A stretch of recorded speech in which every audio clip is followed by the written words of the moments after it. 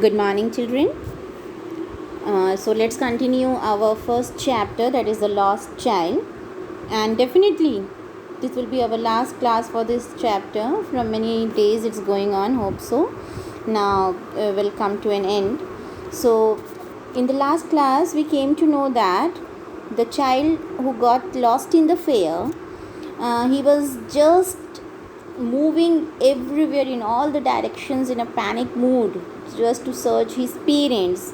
Okay, and one strange man, he lifted him in his arms and he wanted to help that child, and so he wanted the details, that who were his parents, what was his name, he wanted to know. But the child, he didn't reply anything, and he was just going on crying, saying that he only want his mother and his father. So let's continue and let's know that what happens next in the story. So be with me, children. I'm going to read the next para. The man tried to soothe him by taking him to the roundabout. Will you have a ride on the horse? He gently asked as he approached the ring. The child's throat tore into 1,000 shrill sobs, and he only shouted, I want my mother, I want my father. So what happens next? Let's just discuss the difficult words over here. The first word is soothe. Soothe means to relax or to be comfortable. Okay, roundabout, it is a swing, and shrill means that was a sharp voice only. So the strange man who held the child in his arms, he wanted to make the child comfortable, to make him relaxed. So he took him near to the swing, the roundabout, because he knew that the children, they become very happy seeing the swings and rides. So he just asked him whether you will like to have the ride on the horse. But the child again, just in a loud noise, he started crying and shouting and telling that he only needs his father and his mother. Coming to the next para, the man headed towards the place where the snake charmer still played on the flute to the swaying cobra. Listen to that nice music, child, he pleaded. But the child shut his ears with his fingers and shouted his double-pitched strain, I want my mother, I want my father. The man took him near the balloons, thinking the bright colors of the balloons would distract the child's attention and quieten him. Would you like a rainbow-colored balloon? He persuasively asked. The child turned his eyes from the flying balloons and just sobbed, I want my mother, I want my father. So, hope so you understood. Few difficult words are, the first is the strain. Strain means to use the lot of force over there, forcefully, okay. And next is persuasively. Persuasively means in a convincing way, convincingly, okay. So rest everything, now the next, after the roundabout, the man, he tried to just distract the mind of the child, okay, and so he moved towards where the snake charmer, where that snake charmer was playing the flute, and the cobra was just dancing, listening to that. So he asked the child to listen to that music. He just pleaded the child, requested, but the child didn't want to hear anything else.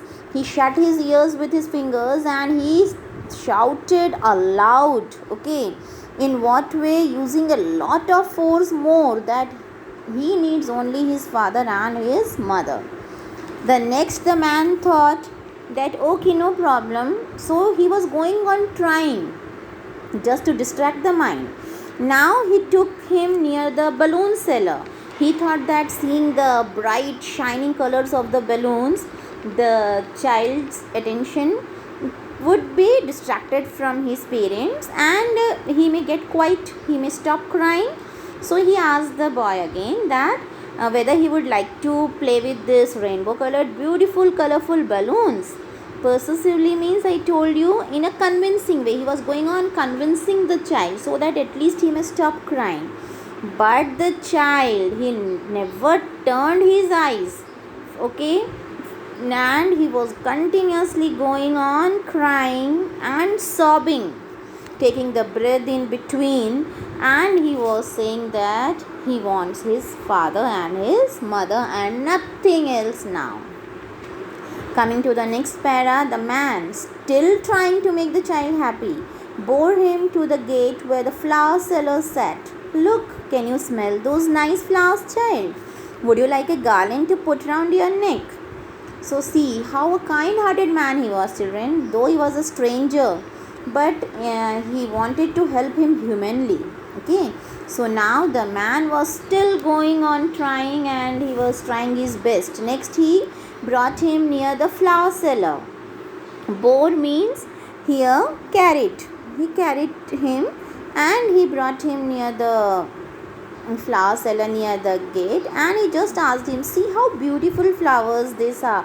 So would you like to have a garland round your neck? Just to distract again his mind. But the child turned his nose away from the basket and reiterated his sob. I want my mother, I want my father.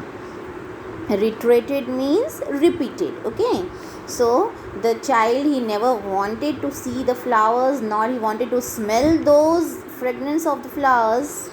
And this was the condition. Do you remember, children? In the beginning, the child, he was fascinated towards all these things when he entered into the fair. But now you see, just the scene is just opposite of that. Now he was asked to have all such things, but he never wanted to see even those things.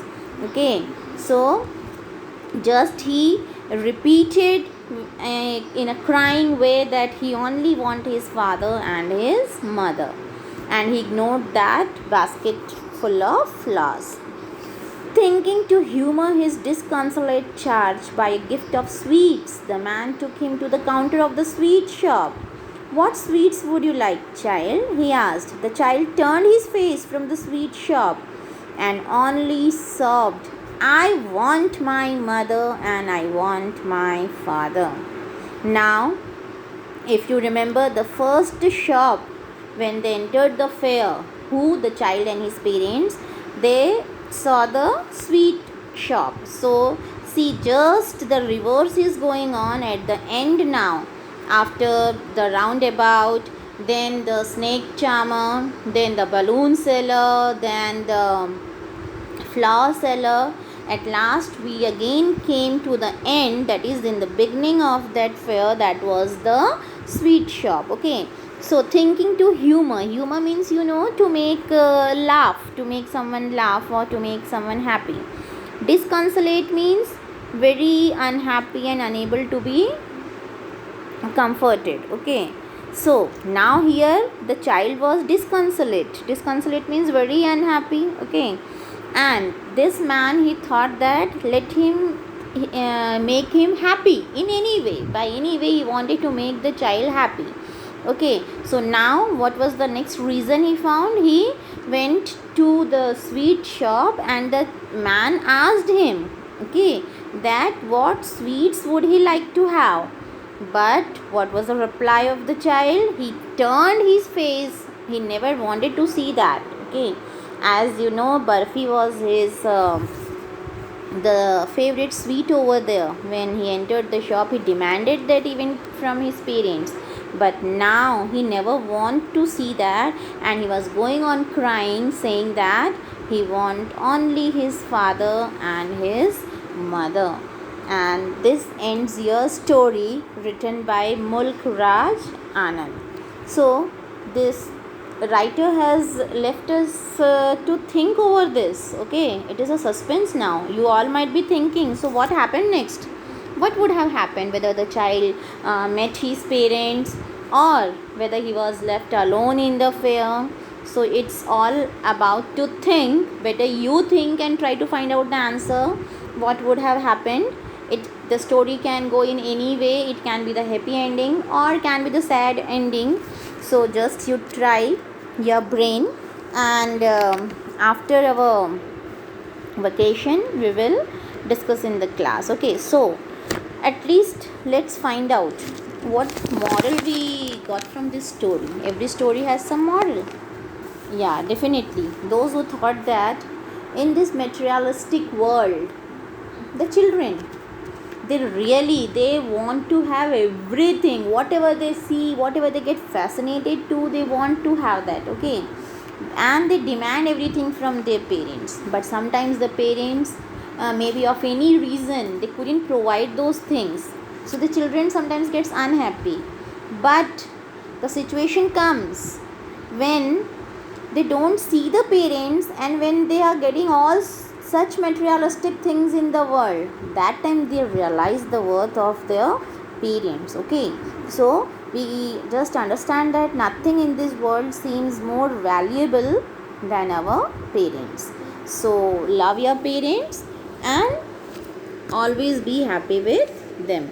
So this completes our first chapter, and just recall the story and try to remember it. Okay children, goodbye and have a good day further.